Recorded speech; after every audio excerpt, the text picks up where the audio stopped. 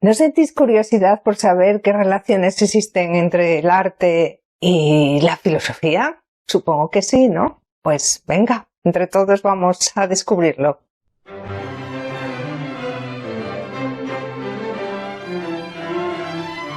Hola, Susana, buenas tardes. Buenas tardes, Paz. ¿Cuánto tiempo, Desde los 17 años que te di yo clase y la evolución tan grande que has tenido en el campo de la filosofía. Nos encontramos aquí con tu obra, una obra muy significativa, llevada sobre todo al campo de la estética. ¿Por qué encontraste ese campo tan atractivo? Bueno, porque tanto en mi experiencia personal como en mi experiencia docente me pude dar cuenta de que muchas veces, eso que tantas veces se dice y se oye, ¿no? Que una imagen vale más que 1000 palabras. Es decir, cuando tratas de comprender o explicar un concepto filosófico que a veces tiene cierta complejidad, resulta que en muchas ocasiones una imagen resume a la perfección ese concepto, no con la precisión de la categoría, pero sí con esa pasión, esa intuición que te permite llegar con mucha más claridad. Sí, porque has defendido muchas veces que trabajar con el mundo de la emoción tiene posibilidades de cambio social, porque llega más el mundo del sentimiento que el mundo del concepto. Sí, efectivamente, sea, digamos, la impronta de la intuición es algo que permanece en el individuo sin gran esfuerzo, se recuerda, y es algo que queda ahí como también posible proyección hacia el futuro, como creación. Los universos simbólicos son tan importantes para que después las ideas se plasmen en realidad, y realmente el arte es de lo que nos dota, de universos simbólicos, y eso es imprescindible para que después se fraguen los conceptos también, se comprendan bien y se apliquen a la Y se apliquen, práctica, porque siempre hay la idea de praxis. Sí. Concretamente veo que has trabajado mucho el campo del arte feminista.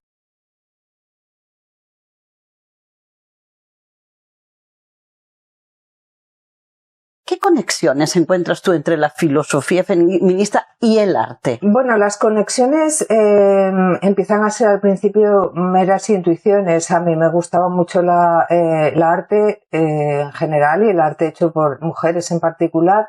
Al mismo tiempo, pues mi formación como filósofa descubría que en esas obras hechas por mujeres se podían vislumbrar ideas, conceptos que estábamos leyendo o manejando en la literatura feminista. Muchas veces no había una conexión directa entre esa artista y los libros de la escritora, ¿no?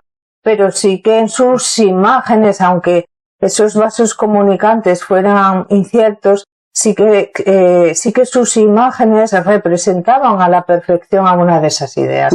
Por eso un poco, digamos, que la línea que vamos a seguir en esta breve exposición que intentaremos hacer, pues era precisamente esta, ir del concepto filosófico a la obra de arte, de la obra de arte al concepto filosófico, e ir viendo los paralelismos que se pueden tejer entre ellos. ¿Y a quién cogerías como punto de partida? ¿Qué autora? Bueno, pues cogería sin duda alguna a Simone de Beauvoir, ¿no? A Simone de Beauvoir y su conceptualización de lo otro. Yo creo que ese fue un instrumento muy poderoso que Simone de Beauvoir nos da, una especie de bisturí que nos permite roturar pues la sociedad de su época, del siglo XX, y también, por suerte, por desgracia, a día de hoy. Y yo creo que ese concepto de lo otro que aparece en El segundo sexo, una obra que ya publicó en el año 1949, nos ofrece un análisis, bueno, pues muy preciso de cuál es la construcción social de las mujeres. Ella nos dice que las mujeres son lo otro del hombre, es la alteridad. Si el varón es lo esencial, es lo absoluto, la mujer queda relegada a los márgenes. Los varones se definen a sí mismos a través de sus proyectos de vida, pero las mujeres quedan definidas solo por esa relación que mantienen con los varones. Esto es algo ya obvio pues en nuestros, digamos, relatos mitopoéticos más antiguos, ¿no? Ya nos encontramos a Ulises y Penélope. Él es el protagonista de los proyectos, ella sin embargo solo espera, ¿no? Y sin esa epopeya de Ulises, pues Penélope no existiría. Penélope no existiría sin el proyecto vital. Exactamente. ¿No?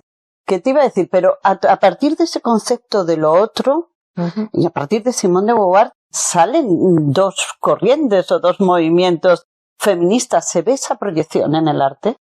Se ve esa proyección en el arte, al menos yo la veo, quiero decir, no es una proyección explícita que haya surgido a posteriori tras una teoría, pero sí, evidentemente se ve, porque nos vamos a ir encontrando poco a poco con una producción de arte hecho por mujeres que de alguna manera inspiradas por ese instrumento crítico de Simone de Beauvoir, proyectan su mirada crítica también sobre esa situación tan particular que viven las mujeres o que vivimos las mujeres a día de hoy. Esa situación que Simone de Beauvoir va a conceptualizar como una situación de opresión, porque no es una situación elegida, sino que es impuesta por la sociedad.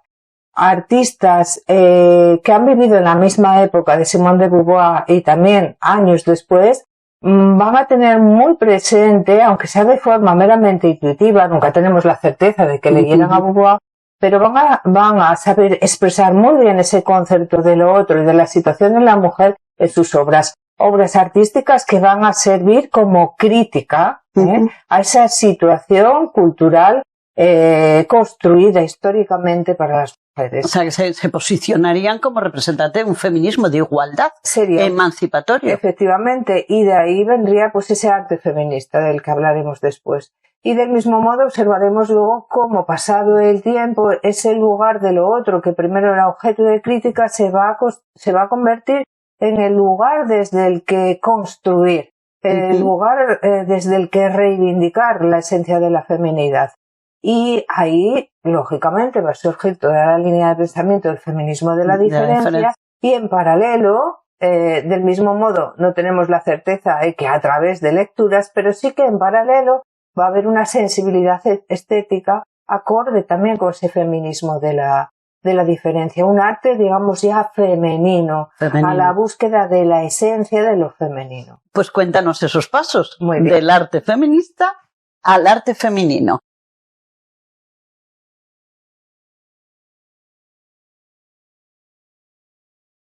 ¿Con qué autora empezarías?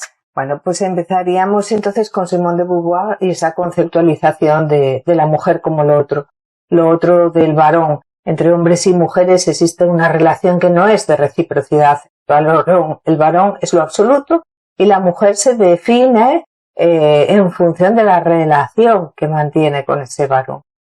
Todo esto lo escribía Simone de Beauvoir, pues una obra en el segundo sexo, en el año 1949, pero hubo una artista francesa que se llamaba Louise Bourgeois, que entre los años 1946 y 1947, realiza una serie de dibujos que se titulan Femme Maison. Todos esos dibujos tienen un denominador común y es que representan cuerpos de mujeres que surgen a partir de estructuras arquitectónicas. No hay rostros. No hay gestos, porque el lugar que debería ocupar, digamos, el intelecto, está ocupado por una casa.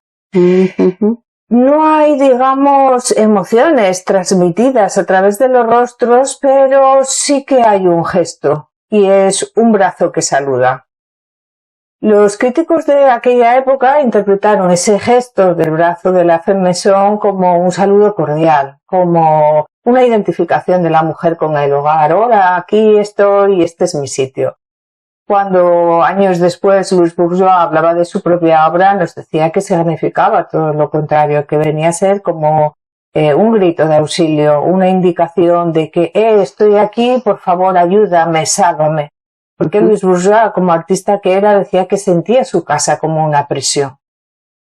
La idea esta de la Femme Maison recoge a la perfección esa idea de la mujer como lo otro, la mujer como aquel ser al que le está, digamos, prohibida la trascendencia, la mujer como un ser relegado a lo inmanente, la mujer como un individuo que no puede proyectarse hacia el ámbito de lo público.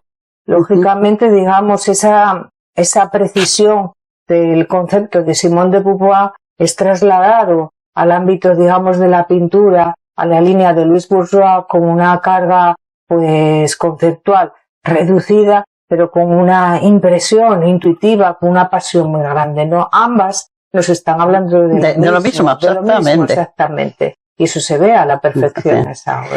Y si tuviéramos que señalar un segundo momento. Bueno, pues en un segundo momento tendríamos que de nuevo igualmente partir de Simone de Beauvoir, porque en el primer volumen del Segundo Sexo, que se titula Los hechos y los mitos, Simone de Beauvoir nos dice que a lo largo de la historia, pues las mujeres hemos tenido que representar una serie de papeles que la sociedad nos ha asignado pues para tener un lugar reconocible. Pues hemos sido madres, o hemos sido prostitutas, o hemos sido vírgenes, hemos sido santas, hemos sido iconos de belleza. Todo ello, digamos, imágenes o máscaras que hemos tenido que adaptar para ocupar un lugar en la sociedad. Esa idea, digamos, de la creación de papeles culturales va a ser retomada por otra artista que va a escribir en el año 1963 La mística de la feminidad, que va a ser Betty Friedan. Lógicamente, Betty Friedan retoma la idea del mito que ya había sido deconstruido por Simone de Beauvoir y lo hace propio. Y en este caso nos va a hablar pues de cómo se ha ido construyendo, cómo funciona ese artefacto cultural que se ha denominado la feminidad. Todo eso a raíz de una problemática que se empieza a plantear y a generalizar en Estados Unidos en aquella época, que es lo que ella denomina la enfermedad que no tiene nombre. Sí. Tuvimos un número aquí dentro de la sesión dedicado a Betty Friedan y la verdad que es muy importante darse cuenta de lo que significó ese momento histórico, porque a veces pensamos que el camino está en línea recta, pero se puede dar marcha atrás muchas veces. Sí, muchas veces, y de hecho yo creo que en numerosas ocasiones seguimos viviendo en ese momento histórico, porque cuando Betty Friedan nos habla de la enfermedad que no tiene nombre, pues nos está hablando de ese malestar que sienten las mujeres. Las mujeres son definidas desde los sueños de los hombres. Los hombres, en términos generales, ven en las mujeres una idea a la que nosotras nos hemos de adaptar, de manera que cuando nosotras soñamos, en realidad lo hacemos con los sueños de los hombres. Eso es de lo que Betty Friedan nos habla al hacer referencia, y muy influida por Simone de Beauvoir, al hacer referencia a ese malestar que no tiene nombre. Pues en realidad se trata de lo que en filosofía conocemos como la heterodesignación. Hemos de aceptar unos papeles, hemos de jugar unas determinadas máscaras, hemos de soñar con unas ideas que nos son impuestas desde desde la tradición patriarcal en la que seguimos viviendo. Una vez más podemos volver a encontrar una estrecha correlación, en este caso, entre la obra de Betty Friedan y la obra de una artista norteamericana, una joven artista que se llama Martha Rosler. Martha Rosler, en el año 1967 y 1970, hace una serie de obra en collage que titula House Beautiful. En una de esas imágenes pues aparece una perfecta ama de casa que se enfrenta pues a una batalla contra el polvo y la suciedad, pues con todos los últimos avances electrodomésticos en electrodomésticos de la época. En esa imagen se ve como esa joven de repente mueve la cortina de su casa y entonces se produce un momento, digamos, contradictorio, pues tras esas cortinas aparecen unos hombres en una guerra.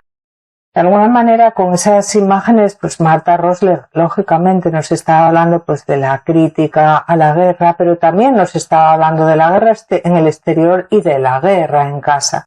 Es decir, de ese ámbito doméstico como un ámbito aparentemente de felicidad, de situación, digamos, de grandes ideales, pero que sin embargo es un ámbito también de violencia, un ámbito de guerra, un ámbito de enfrentamiento. Claro, es ese espacio de la privacidad o esa esfera que normalmente no ha ocupado lugar en la historia de la filosofía. Sí. Sin embargo, que ahora que hay que ir buscando un nuevo paradigma, hay que reivindicar ese espacio que también tiene su propia guerra, como tú bien claramente has dicho. Efectivamente, como vamos viendo, tanto las feministas como las mujeres artistas están haciendo las primeras críticas hacia el modernismo estético, porque están dejando de lado el elemento, digamos, puramente abstracto para incorporar al arte el mundo de lo privado, la experiencia autobiográfica, y esos van a ser elementos claves de un arte que está por venir, que es el arte posmoderno, pero ya vemos que esos esos pequeños pasos y esas primeras propuestas surgen precisamente de este arte hecho por mujeres. De todas maneras, hay una filósofa muy representativa que reivindica, cuidado, que ese mundo de lo personal también es político. Efectivamente, y ahí damos el paso siguiente en nuestra aventura de conexiones entre filosofía y arte, que va a ser de la mano de Kate Millett y su política sexual, que creo que es del año 1970-1971. Y bueno, en primer lugar hay que tener en cuenta que la obra de Kate Millett supone una ruptura radical con respecto a Betty Friedan. Betty Friedan pues era una periodista y nos habla de que esa situación de la mujer es una situación, bueno, no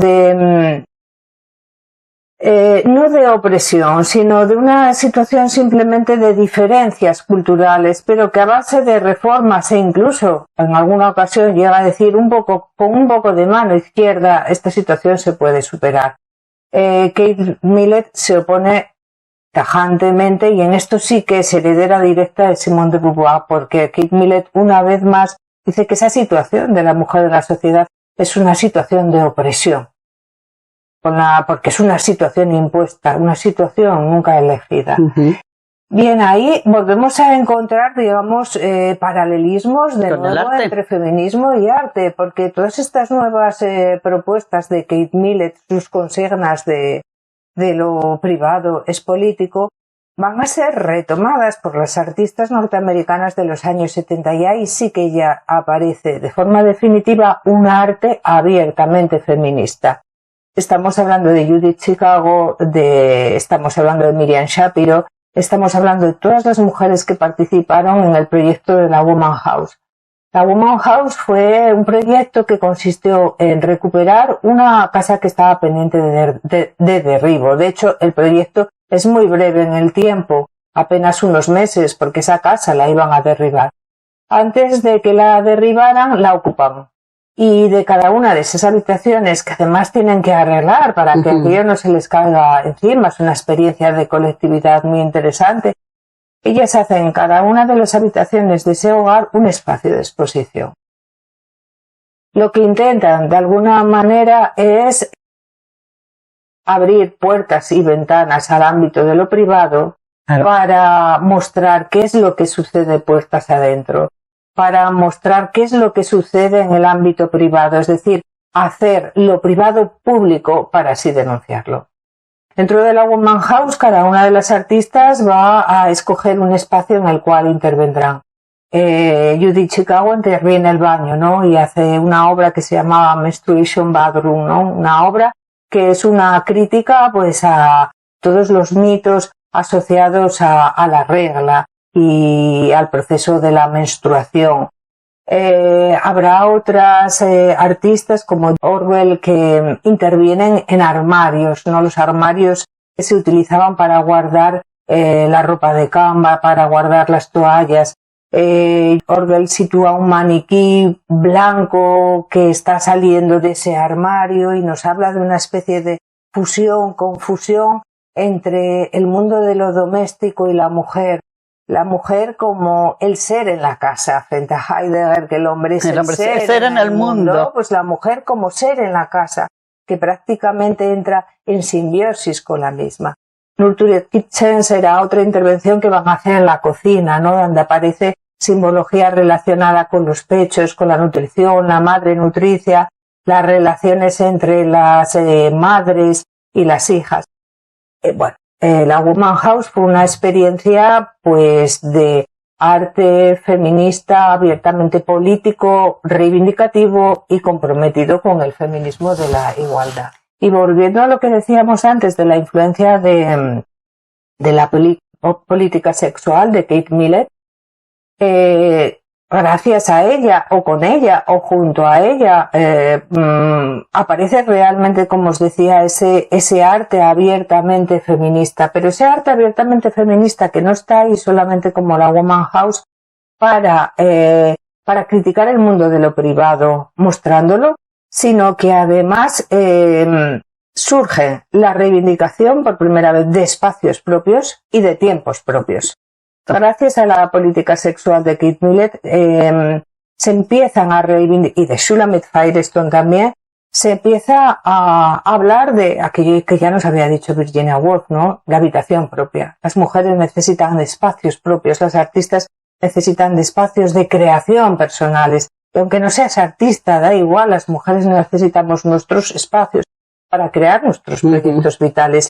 Y en los años 70 precisamente empiezan a multiplicarse las galerías de arte destinadas solamente a mujeres, las retrospectivas de obras hechas solo por mujeres, los congresos dedicados única y exclusivamente a artistas mujeres. Y además de todo eso, surge también la reivindicación no solo del espacio, sino del tiempo de las mujeres, las genealogías. En los años 70 que empiezan también pues todos los estudios de las historiadoras, esos deseos por recuperar la historia del arte y la historia de las artistas. Pues eso se traslada también al mundo del arte. Y Judith Chicago va a hacer una obra muy interesante que se llama The Dinner Party. The Dinner Party es una obra rompedora por muchas razones. La producción de esa obra duró mucho tiempo. Si me permitís que mire las fechas, desde 1972 hasta 1979. Es la primera obra de arte en colaboración. Es decir, aquí están las mujeres por primera vez rompiendo y haciendo crítica al concepto del artista como género. Es una obra de colaboración. Ella tarda tantos años en hacerla porque participan muchas mujeres en el proceso. Y la obra representa un banquete en el que aparece una enorme mesa que es un triángulo equilátero. Cada uno de los lados tenía 14 metros de largo, era inmensa. Y aparecen 39 puestos en la mesa. Cada uno de sus puestos, pues con manteles primorosamente ornamentados, con cálices y con unos platos hechos en cerámica que tienen forma de mariposa vagina. Cada uno de esos puestos está destinado a una mujer, a un personaje fagocitado por la historia, a una mujer olvidada de la historia del arte, de la historia de la literatura, personajes reales, personajes míticos. Y en el suelo de la mesa aparecen escritos 999 nombres de mujeres. Entonces esa es la escena a la que Judith Chicago nos invita, ¿no? A todos nosotros a participar. Es esa herencia a recuperar. Y lo interesante pues es también el proceso de producción de esa obra, porque en esa obra participaron muchísimas mujeres. Hubo mujeres que cosían, hubo mujeres que tejían, hubo mujeres que hicieron las cerámicas, fue la primera obra de arte colectivo de crítica a ese concepto del genio artista y además una de las primeras obras en las que aparece otro elemento característico de la crítica al modernismo estético, que es la recuperación de lo que llamábamos artesanía como arte, sí, y la introducción de materiales nuevos, materiales cotidianos, de hilo, de tijeras, restos de comida, todo puede ser utilizado como material para hacer una obra de arte. Con lo cual, fijaros bien cuántas influencias, o sea, cuántos vasos comunicantes entre esas obras del feminismo radical de Kate Millett, de Shulamit Firestone y las mujeres artísticas que estaban haciendo esas producciones en esa época. Algunas habían leído la obra de esas filósofas probablemente, otras tal vez no, pero es esa impresión que está ahí en el aire, en los tiempos. Esa intuición. Esa intuición. Esa intuición de tus tiempos. Sí. Pero llegado en este momento, yo sí te he oído hablar de que hay un punto de inflexión donde podemos empezar a hablar ya no de arte feminista, sino de arte femenino. Cuéntanoslo.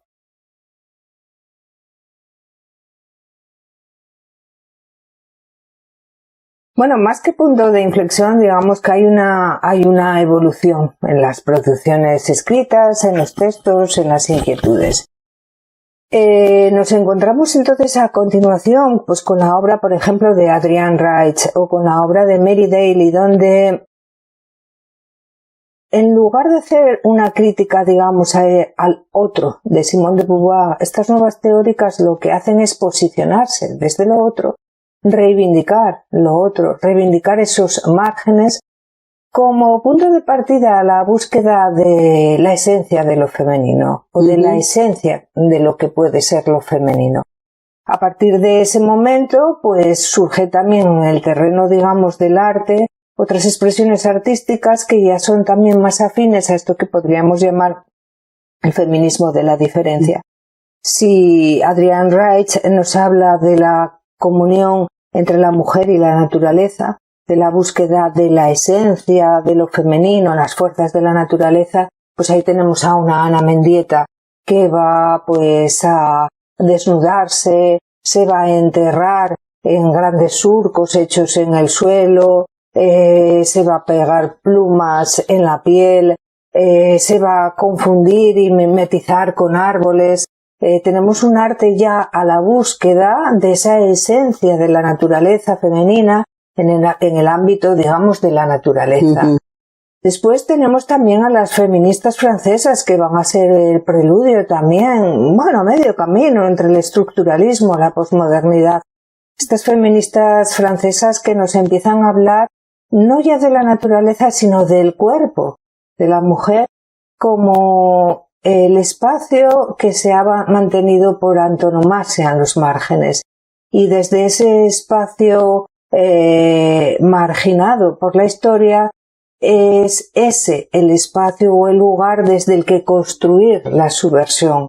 Estamos hablando, por ejemplo, de Lucy Garay o de Nancy Sus, que nos dicen que el cuerpo de la mujer es el espacio desde el que escribir, porque nunca se pertenece a un mundo anterior al pregramatical. Es un orden ajeno al logos patriarcal. Eso es el cuerpo de la mujer. Y ahí hay que buscar la esencia de lo femenino para proceder también a la rebelión.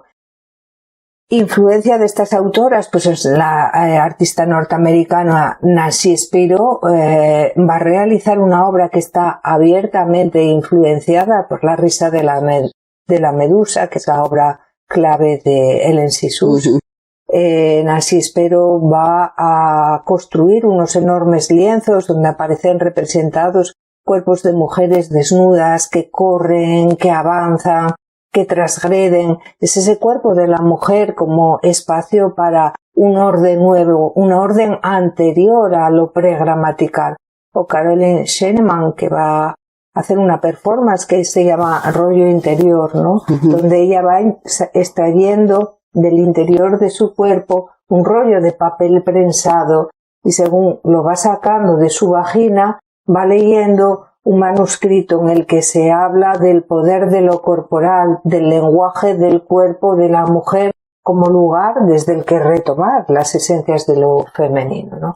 O sea, que el arte ha encontrado una forma de expresar lo que en epistemología o en la filosofía en general se está dando hoy día, la filosofía de los márgenes y de las periferias. Es decir, el arte también sabe ubicar ese sentir o ese pensar a través de su expresión, que es lo que estamos viendo en lo que tú estás contando. Sí, efectivamente, este sería pues un arte, digamos, femenino en tanto que reivindica la existencia de... Es un arte profundamente esencialista.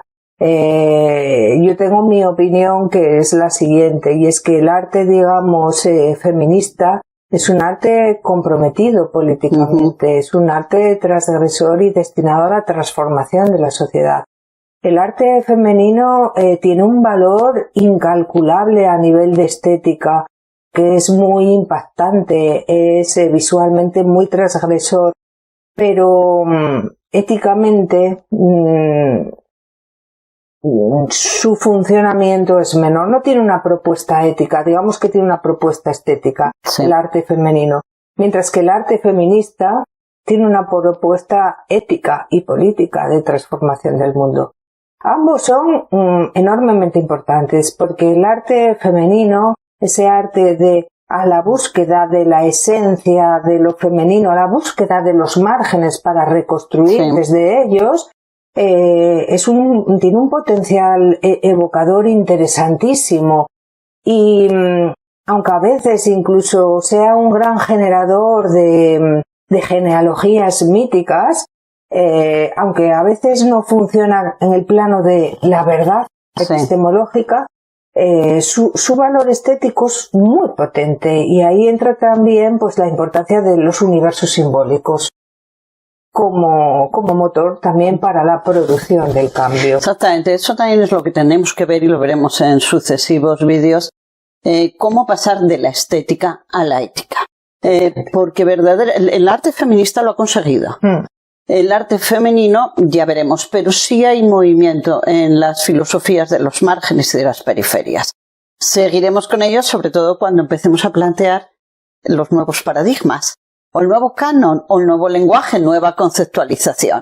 Y veremos a ver qué nos dicen las filósofas sobre ese cambio. De acuerdo, Paz. Pues lo bueno de haber llegado tarde a la historia es que nos quedan muchas cosas por muchísimas, hacer. Muchísimas. Más de lo que hubiéramos pensado. Y muchas ganas para ello, así que nos volveremos a encontrar. Venga, muchas gracias. Hasta luego.